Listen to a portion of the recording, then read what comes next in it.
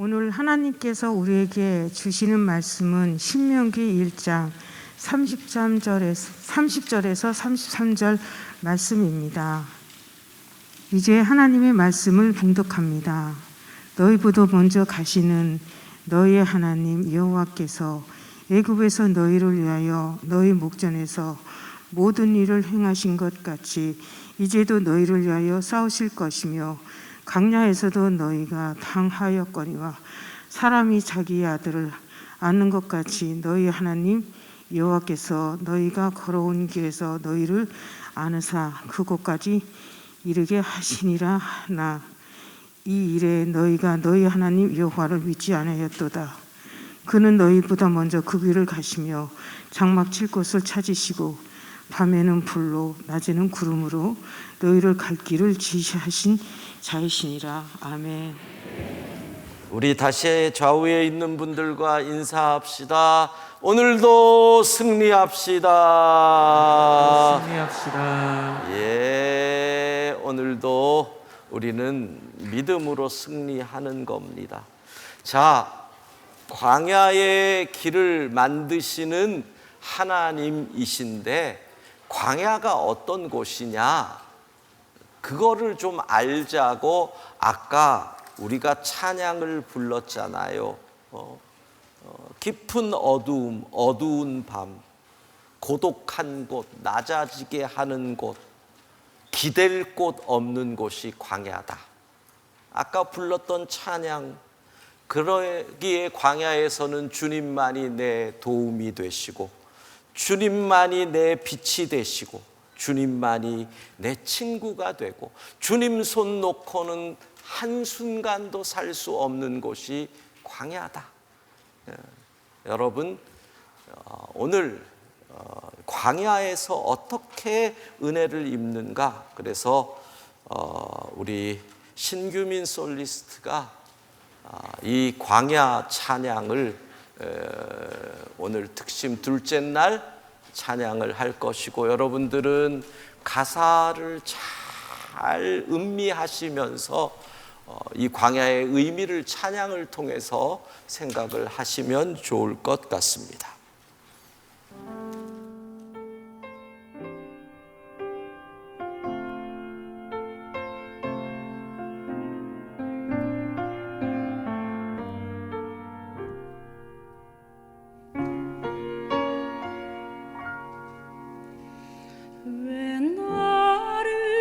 깊은 어둠 속에 홀로 두시는지 어두운 밤은 왜 그리 길었는지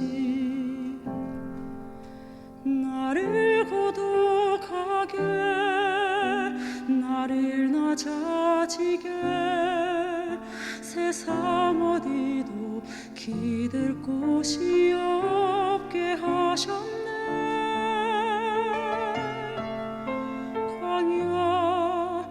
광야에 서 있네.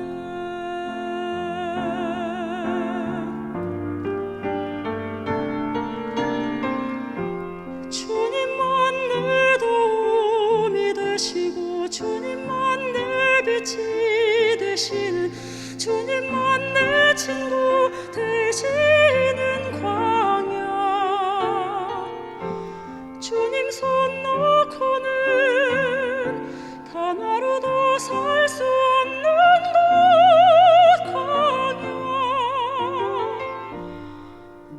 광야에 서 있네.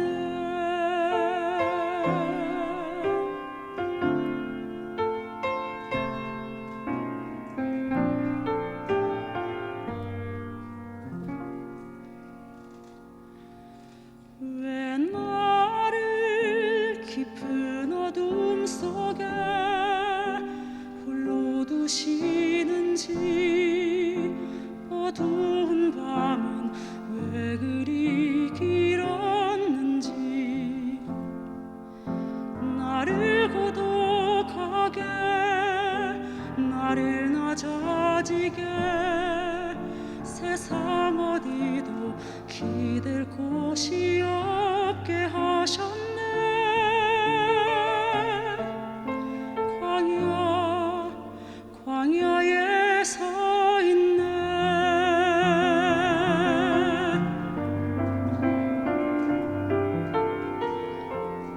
주님만 내 도움이 되시고 주님만 내 빛이 되시는 주님만 내 친구 되시는 광야 주님 손 놓고는 단 하루도 살 수 없는 곳 광야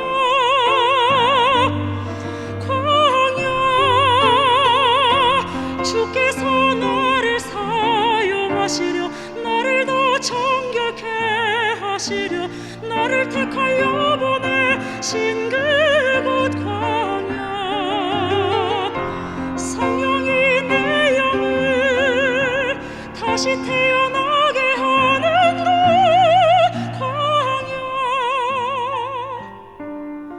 광야에 서 있네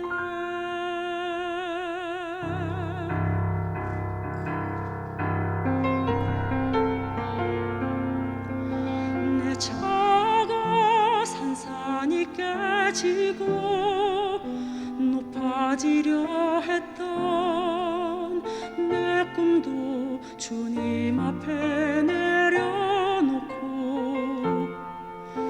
오직 주님 뜻만 이루어지기를 나를 통해 주님만 드러나시기를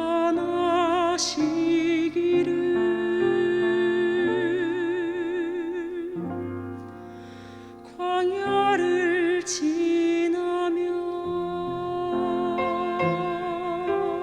되시고 함께 찬양합시다. 주님만 내 도움이 되시고 주님만 내 빛이 되시는 주님만 내 친구 되시는 광야 주님 손 놓고는 단 하루도 살 수 없는 곳 광야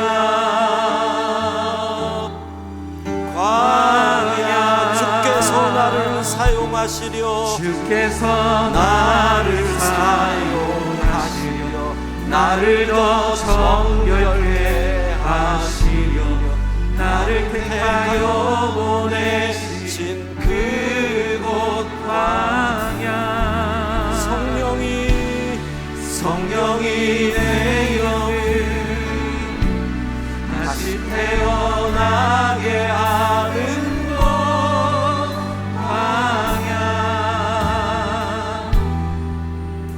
광야에 서 있네.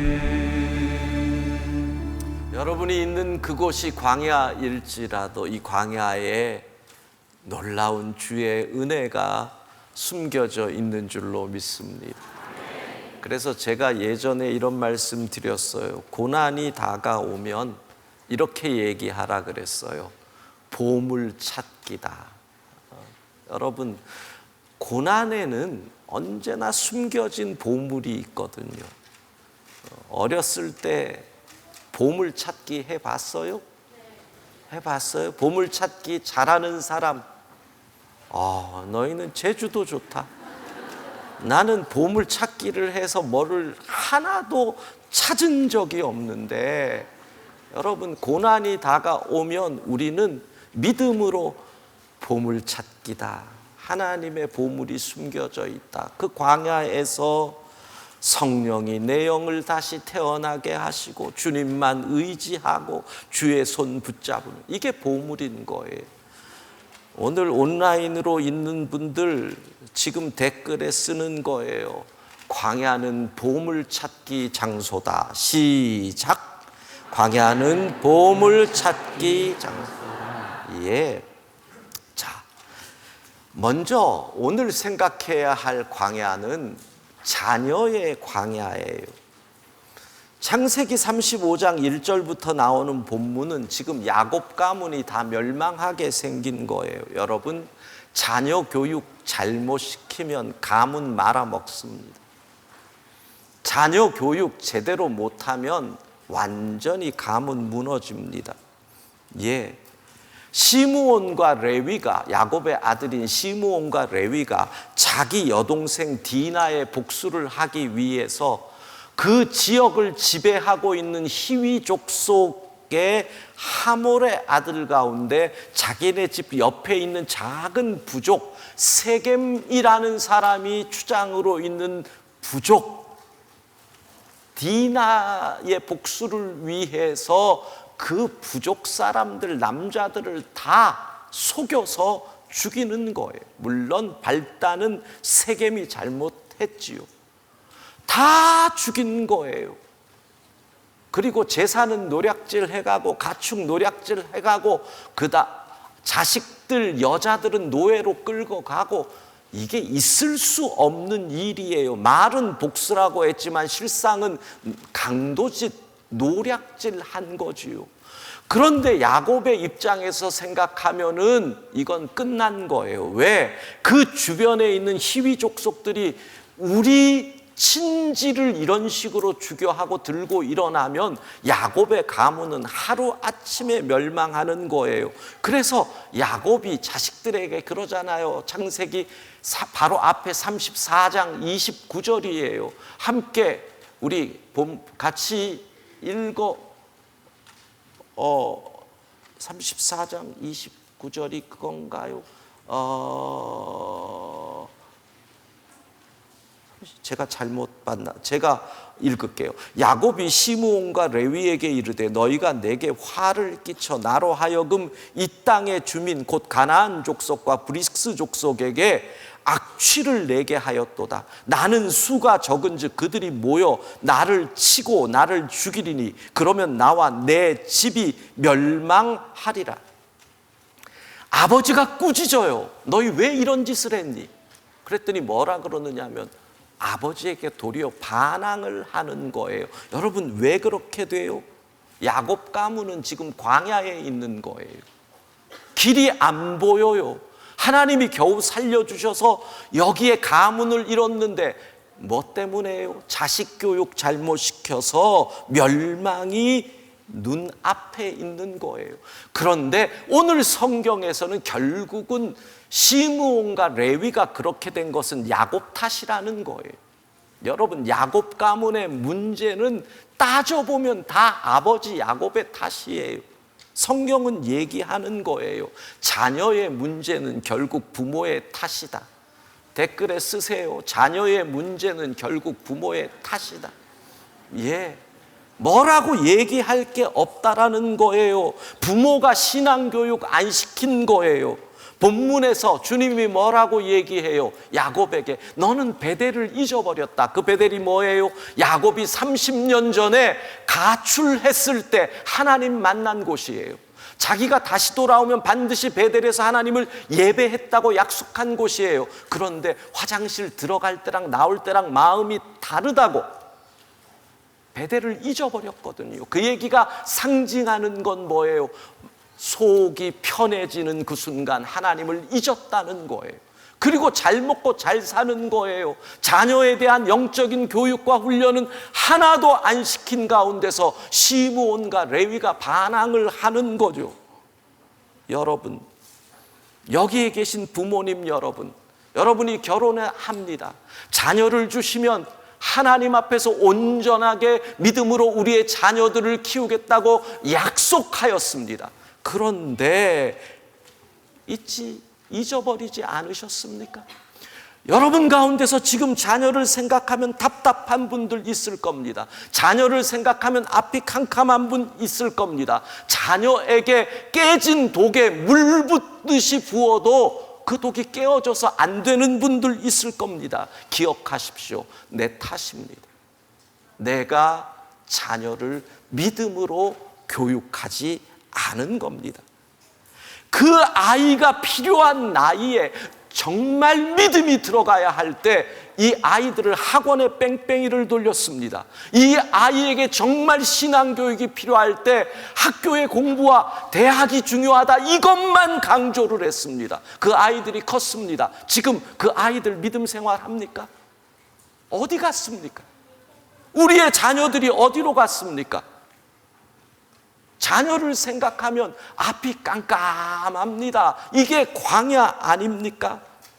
부모가 인정해야 합니다. 하나님, 내가 잘못했습니다. 내가 베델을 잊었습니다. 내가 베델을 잊고 세상의 방법, 세겜의 방법을 따라서 살다가 결국 이 모양이 됐습니다. 그 상황에서 하나님께서 뭐라 그러십니까? 오늘 창세기 35장 2절입니다. 같이 읽습니다. 야곱이 이에 자기 집안 사람과 자기와 함께한 모든 자에게 이르되 너희 중에 있는 이방 신상들을 버리고 자신을 정결하게 하고 너희들의 의복을 바꾸어 입으라. 예, 딱 세 가지 말씀하십니다. 이방 신상을 버려라, 우상 버려라, 정결케 해라, 의복을 바꿔라. 이게 가문이 멸망할 위기 가운데 있는 자식 교육 잘못시킴으로 그 야곱에게 하나님이 보여주시는 길입니다. 여러분 명심하십시오. 우상을 버려라. 우상을 버려라.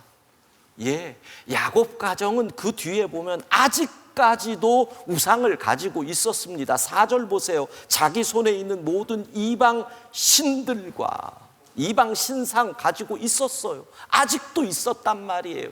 예수 믿는다고 하면서 아직도 집에 부적 두고 있는 분들 있어요. 예수님 믿는다고 하면서 재미라고 하면서 아직도 점치는 분들 있어요.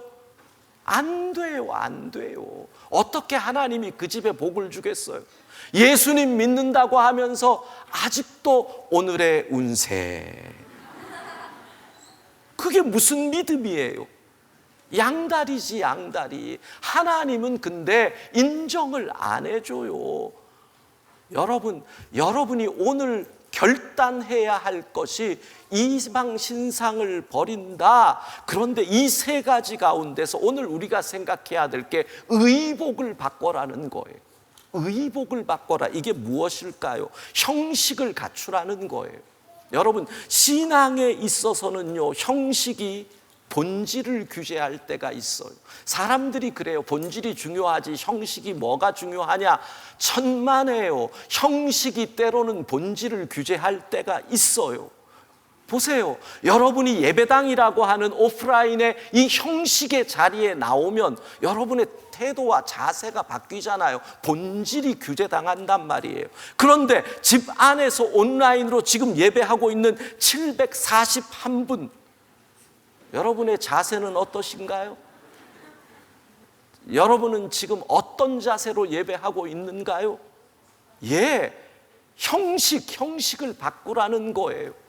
정말 신앙교육을 원한다면 오늘 예배를 드리는 성도 여러분, 그리고 젊은 분들, 자녀들의 믿음을 신경 쓴다면 여러분은 주일에 교회로 나와야 합니다. 아이들을 데리고 나와야 합니다. 아이들이 집안에서 있으면 하나님은 온라인으로 드리는 예배를 분명히 받으십니다. 그런데 여러분이 정말로 온라인으로 예배를 드리면서 온전한 모습으로, 자세로, 바르게 하나님을 예배합니까?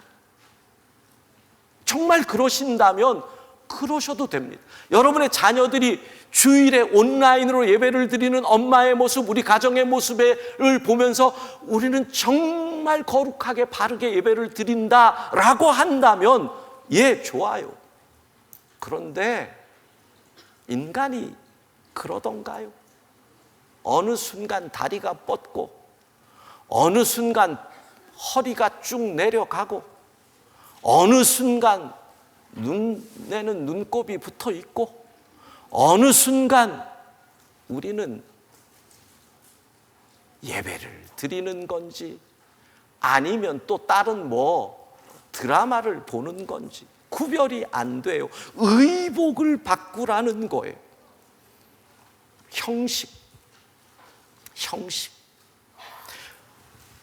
오늘 제가 여러분에게 말씀드립니다.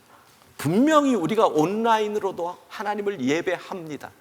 하나님께서 그 예배를 받으십니다. 그런데 의복을 바꿔라. 정말 자녀들의 신앙을 올바르게 교육하기 원한다면 나오셔야 됩니다. 다르잖아요. 여러분과 함께 하는 것과 교회에 나와서 하는 것이 다르잖아요. 근데 언제까지 누가 뭐래도 그건 뭐예요? 세겜이에요. 세겜. 베델로 올라가야 돼요. 베델로 올라가야 돼요.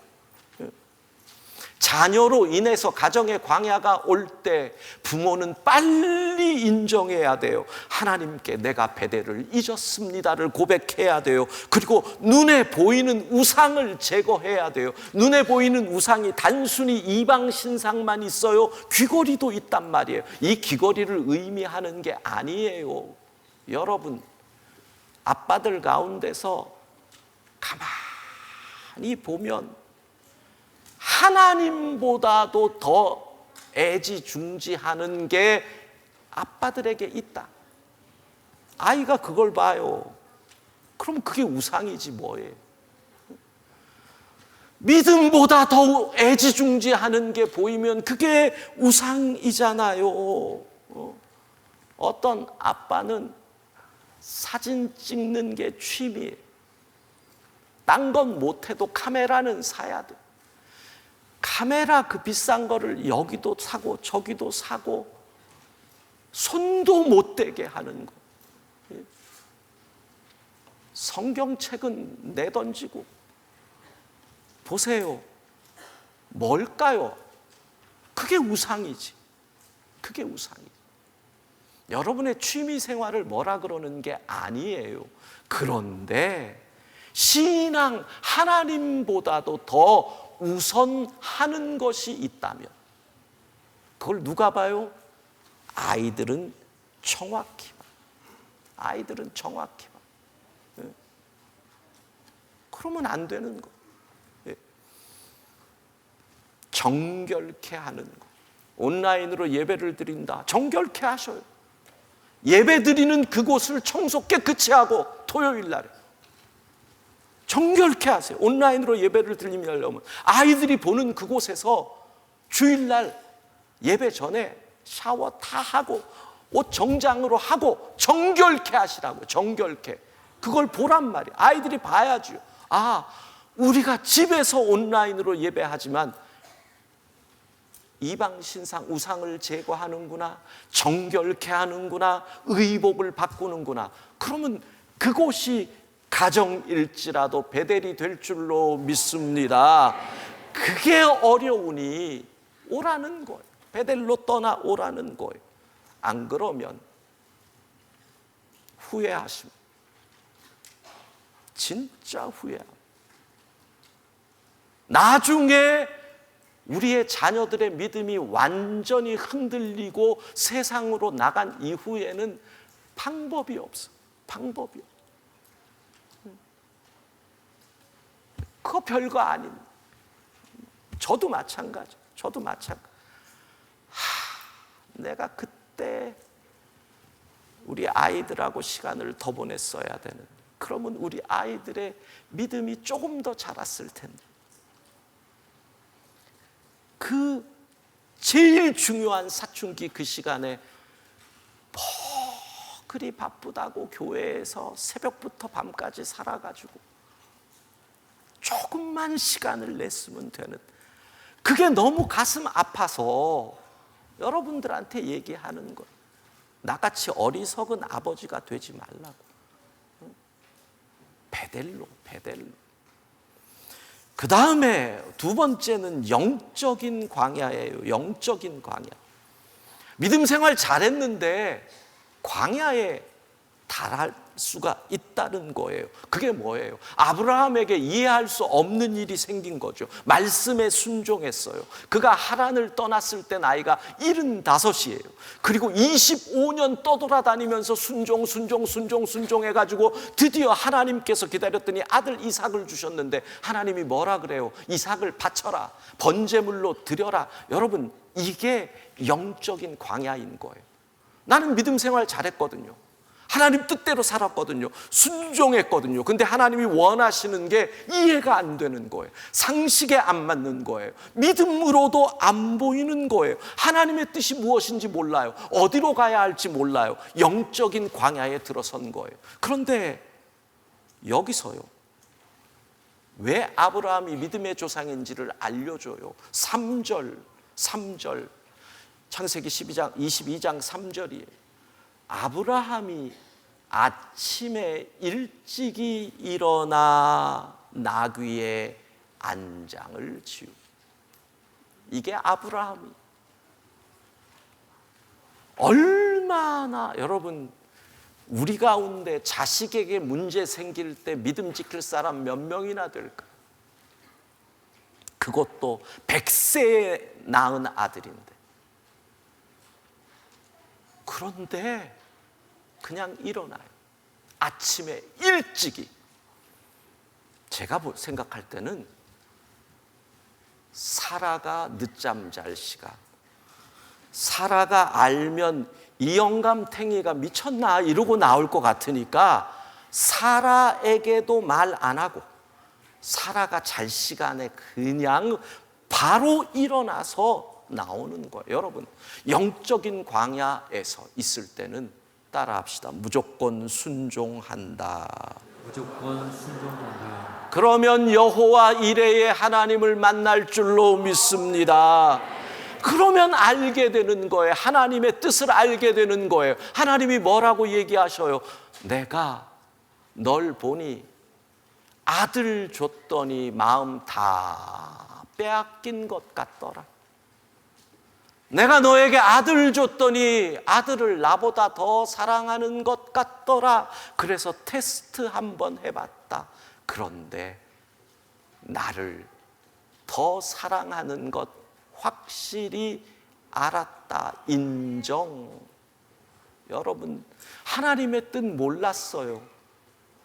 영적인 광야예요. 근데 무조건 순종했다라는 거예요.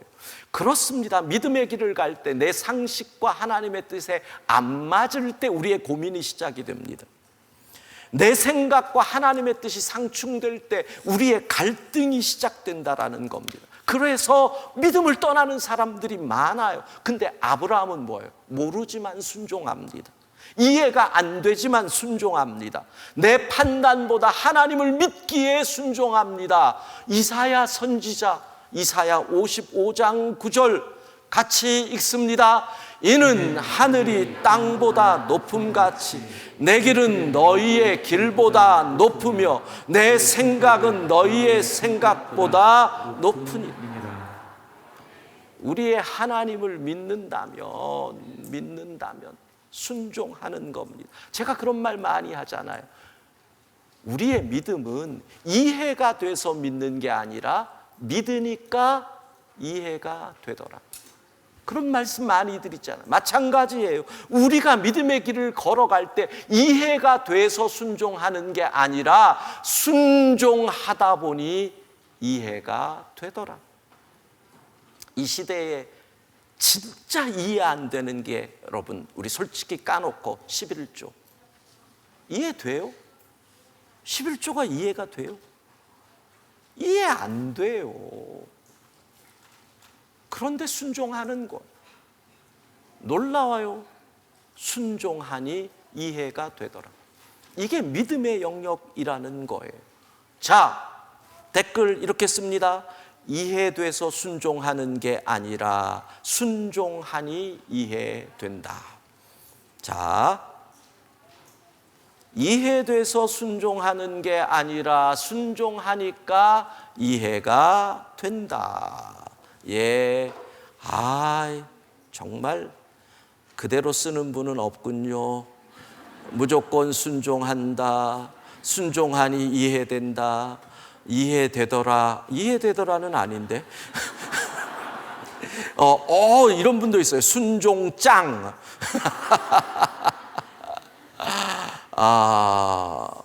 근데 최원쌤은 웬 가위를 이렇게. 예. 여러분, 순종하니 이해돼. 영적인 광야에 들어갔을 때 우리의 선택은 순종. 자, 그 다음에 또 하나의 광야가 나와요. 이것은 번아웃 광야예요. 소진되는 광야예요. 엘리야 생각해 보세요. 갈멜산에서 엄청난 승리를 했잖아요. 850명의 이방 선지자들과 붙은 거예요. 영적 전쟁에서 승리하고 그들을 다 죽였어요. 그리고 3년간 가물었던 그 땅에 비가 내렸어. 완전히 엘리야는 승리한 거예요. 그런데 바로 그날 왕비 이세벨이 사자를 보내서 이렇게 얘기해요. 내일 너는 네가 죽인 이방 선지자들처럼 죽을 것이다. 옛날 그런 말 많이 했죠. 내년 오늘이 너의 제삿날이다. 뭐 그런 말 있잖아. 그러니까 오늘 죽는다는 얘기잖아요. 내일 너는 죽는다. 야, 근데 놀라운 거는요. 아합에게 가서 큰 소리 쳤죠. 갈멜산에서 소리 쳤을 때 불이 떨어졌대요. 기도했더니 막 비가 내렸죠. 그 위대한 사람이 그 말 하나에 완전히 꼬꾸라진 거. 그리고 도망을 가요. 도망을 가더니 뭐라 그러냐. 하나님 나 죽고 싶어요. 차라리 날 죽여주세요. 와, 어떻게 이 위대한 믿음의 사람이 하루아침에 완전히 무너질 수가 있어요. 이게 뭡니까? 번아웃입니다. 요즘 말로 하면 번아웃에 빠진 거예요. 완전히 소진된 거예요. 그리고 잘 생각해 보면 엘리야가 이해가 돼요. 여러분 생각해 보세요. 엘리야가 3년간 흉년 가뭄 기간에 뭘 봤어요? 가뭄으로 굶어 죽어가는 이스라엘 사람들을 얼마나 많이 봤어요? 그게 얼마나 부담이 됐겠어요? 왜? 그가 선포했거든요. 너희가 우상을 숭배했기 때문에 이제 비가 안 온다. 그리고 안 왔어요. 물론 하나님의 말씀대로 한 거지만 그것을 선포한 엘리야는 굶어 죽어가는 사람들을 볼 때 얼마나 부담이 됐겠어요. 내가 입 다물고 있었으면 저 사람들은 안 죽었을 텐데 이런 생각 나지 않았겠어요. 아이도 죽어, 어른도 죽어. 이게 무지무지 부담이 되는 거. 그런 가운데서도 끊임없이 쫓겨다녔어요. 아합의 사람들을 피해 쫓겨다녔어요. 거기다가 그도 흉년으로 굶어가며 고통을 겪었어요. 이 3년의 도망자 생활 이후에 모든 것을 끝냈다 하면서 확 풀어질 때 꽝 망치가 때리니까 하루아침에 넘어지는 완전 번아웃 되는 거. 그러니까 여러분 나중에요. 열왕기상 이 19장을 보면은요. 잘 보세요. 4절을 보면 4절이에요. 광야로 들어갔어요. 죽겠다는 얘기예요. 한 로뎀나무 아래 앉아서 죽기를 원해요. 하나님 죽여주세요. 저는 거기서 야 엘리야 우울증 걸렸구나. 정말이에요. 그렇게 느꼈어요. 엘리야 우울증 걸렸다. 요즘 정신 의사들이 의학자들이 보면 우울증이라 그럴 거예요. 완전히 번아웃돼. 그런데 놀라운 거는요. 하나님께서 어떻게 엘리야를 그 번아웃의 광야에서 길을 열어주시느냐 하면요. 그냥 쉬어라. 40일 동안 하나님께서 먹을 것 갖다 주시고 잠자게 안아주시고 심지어는 뭐예요? 어루만져 마사지까지 해주시면서 40일을 엘리야를 쉬고 또 쉬고 또 쉬게 해주시고 대단하잖아요. 그리고 엘리야가 일어나는 거예요. 여러분, 그건 뭐예요? 엘리야에게 이렇게 말씀하시는 거예요. 여러분, 내게 다 맡겨라. 힘드시지요? 가장의 무게가 얼마나 무거워요. 힘드실 거예요. 요즘 같을 때 엄마 노릇하기 힘들죠. 자식들이 말을 도무지 들어야지. 니들이 말을 안 들어. 니들이 여기에 나온 애들은 말 듣는 애들이지. 괜히 니네들은 엄마 하기 힘들어요. 청년들 노릇하기도 참 힘들어요. 여러분 많이 힘들죠. 알아. 그 와중에 또 특심한다고 찬양대 쓰레니 거기 가가지고 앉아있으려니 미치겠다. 청년들도 힘들어요. 우리 모두는 살다 보면 다 번아웃 광야에 사는 것 같다라는 거. 근데 성경은 이렇게 말해. 주께 맡겨라. 주께 맡겨라. 더 이상 고민하지 말라는 거예요. 내가 할 일 하고 주님께 맡기라는 거. 제가 목회를 이렇게 30년 이상 하면서 느끼는 게 내가 할 일만 하면 된다. 내가 할 일만 하면 된다. 발버둥 친다고 안 될 게 되는 것도 아니고 주께서 하시리 내가 할 일 하고 맡기면 된다. 여러분 결국 그거예요. 뿌리채 흔들리고 지치고 힘없을 그때 나는 무엇을 걱정하는지를 체크하시라는 거예요. 하나님이 먹이시고 하나님이 재워주시고 하나님이 마사지까지 해주시고 주님께 맡길 수 있기를 바랍니다. 예, 오늘 그거 체크하시는 뭘 갖고 그렇게 내가 힘을 쏟고 있는가. 맡기는 연습을 해요. 맡기는 연습을 해야 돼. 대학 입시 저희 때 예비고사였는데 예비고사 치고 나왔는데 점수가 제 고3 때 얼마나 망쳤는지 와가지고 이제 느낌이 있잖아요. 이건 참 어렵다.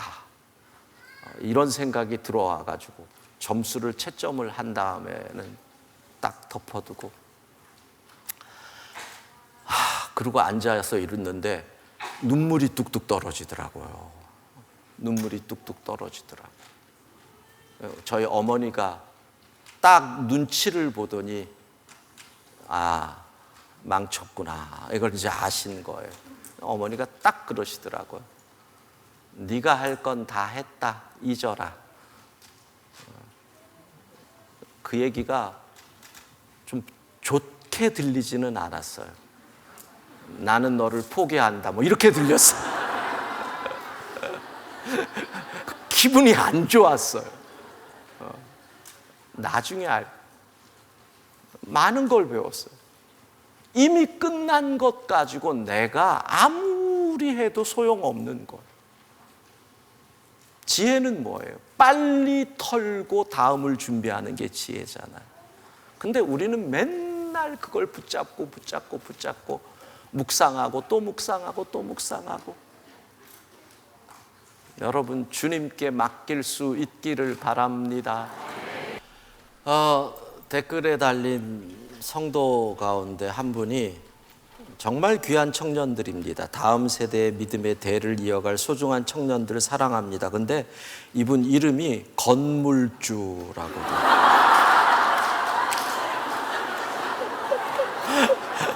와, 근데 건물주 유로 돼 있어요. 건물주분께서 또 하나 쓰셨네요. 집에서도 짝짝짝 이렇게. 건물주니까 집에서도 짝짝짝 할 수 있겠구나. 대단하신 분이십니다. 예, 건물주분이 누군지 갑자기 궁금해졌습니다. 예, 또 광야가 하나가 더 있습니다. 오늘 마지막 광야가 자기 의로 인한 광야입니다. 예, 요나, 결국 요나가 왜 물고기 배로 들어가게 됩니까? 우리가 잘 아는 말씀이잖아요. 나는 니느웨가 싫습니다. 니느웨가 싫어서 안 갑니다. 우리의 원수, 우리 민족의 원수인 이스라엘 땅, 북이스라엘의 원수인 아수르 땅 니느웨는 안 갑니다. 선교사로 다 가라고 해도 그 땅은 안 갑니다. 우리 일본의 이원중 선교사님 일본으로 가려고 그럴 때 교인들 가운데 그렇게 묻는 분들이 있었다는 거죠. 하필 왜 일본으로 가십니까? 비슷한 거죠. 나는 니느웨는 안 갑니다. 왜? 결국 이 니느웨가 아수르가 이스라엘을 점령하잖아요. 원수의 땅이라서 가기 싫다는 겁니다.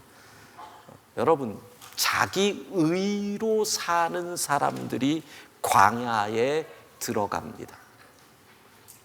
우리가 흔히 자기 의가 무엇으로 이 시대에 포장이 되느냐면 신념으로 포장됩니다. 그런데 성경은 하나님의 뜻에 맞지 않는 신념은 고집일 뿐이다, 이렇게 얘기하죠. 고집 중에 똥고집이죠. 내 신념대로 살다가 멋있게 죽으면 사람들은 때로는 지사 이렇게 해가지고 어떤 지사 이렇게 해서 높입니다. 근데 여러분, 그 신념이 하나님 앞에서 불의하다면, 하나님 앞에서 옳지 않다면 그 신념을 우리가 어떻게 봐야 됩니까?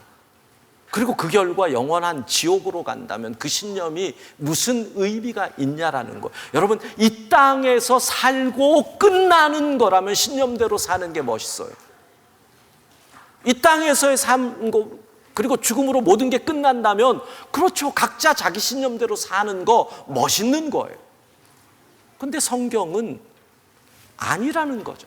죽음 이후에 심판이 있고 천국이냐 지옥이냐 믿음으로 결정된다라고 하는 그 상황에서 신념은, 그 믿음이 있다면 신념이 아니에요. 자기 의가 아니라는 거예요. 결국 어떻게 돼요? 요나가 물고기 뱃속에 들어간 다음에 오늘 본문 2절에 이렇게 돼요. 요나서 2장 2절 이르되 내가 받는 고난으로 말미암아 여호와께 불러 아뢰더니.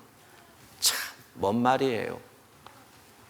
매 맞으니 정신 차린다. 자기의 의를 고집하던 요나가 매를 맞더니 하나님 앞에 부르짖는다는 거예요. 오늘의 또 하나의 교훈, 매 맞기 전에 정신 차리자. 예.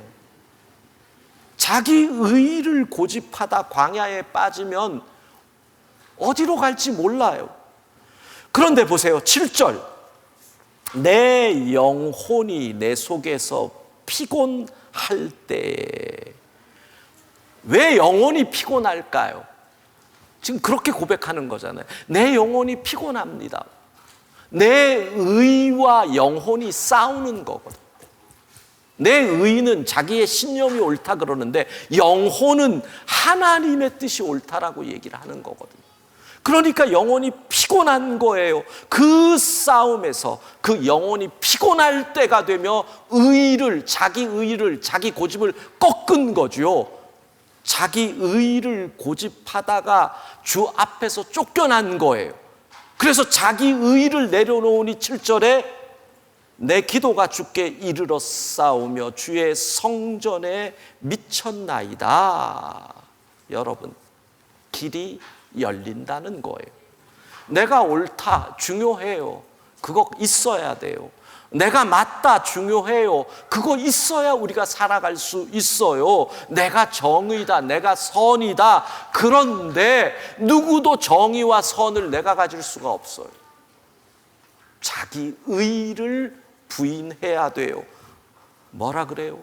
그래서 주님은 아무든지 나를 따라오려거든 자기를 부인하고 자기 십자가를 지고 나의 신념, 나의 의가 내가 져야 할 십자가인 거예요.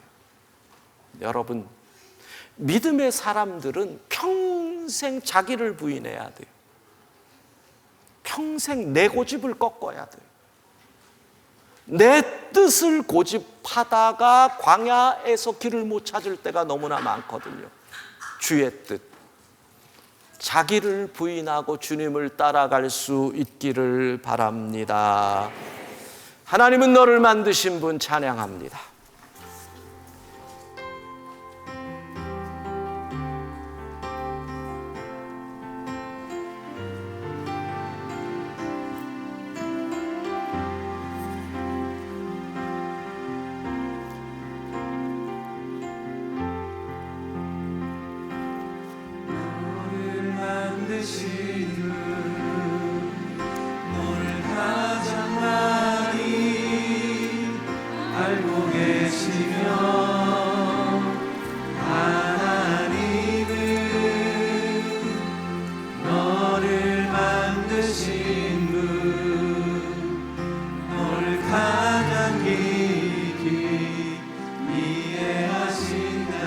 하나님은 너를 지키시는 분, 하나님은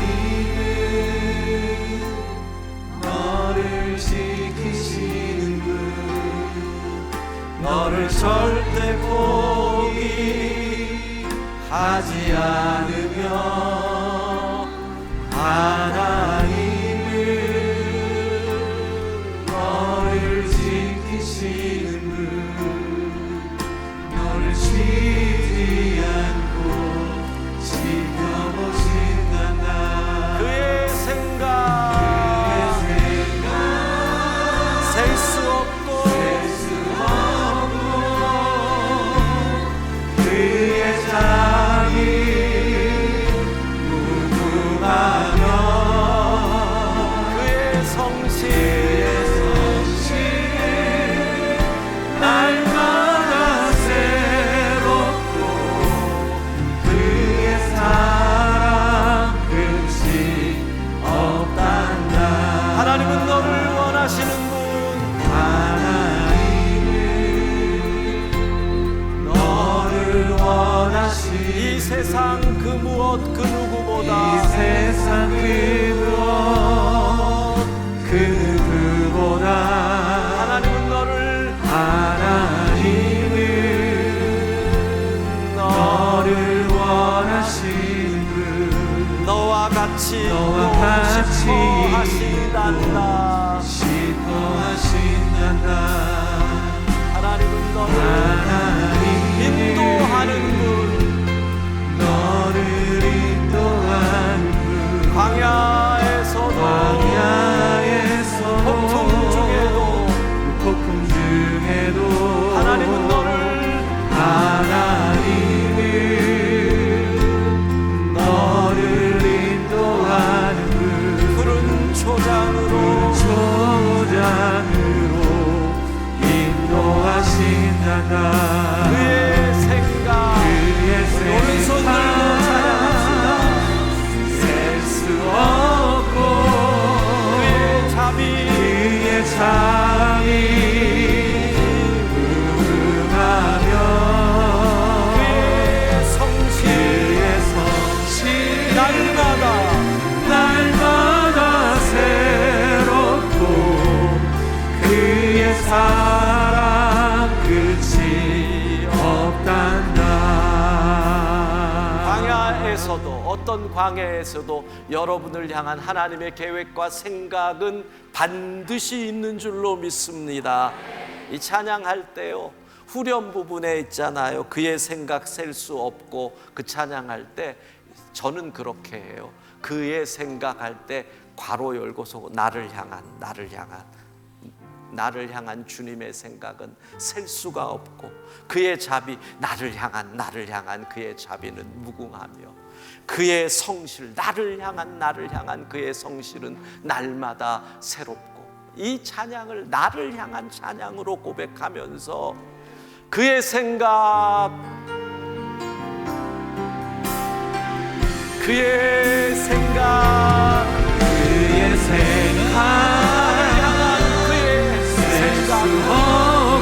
나를 향한 그의 자비 무궁하며 나를 향한 그의 성실 날마다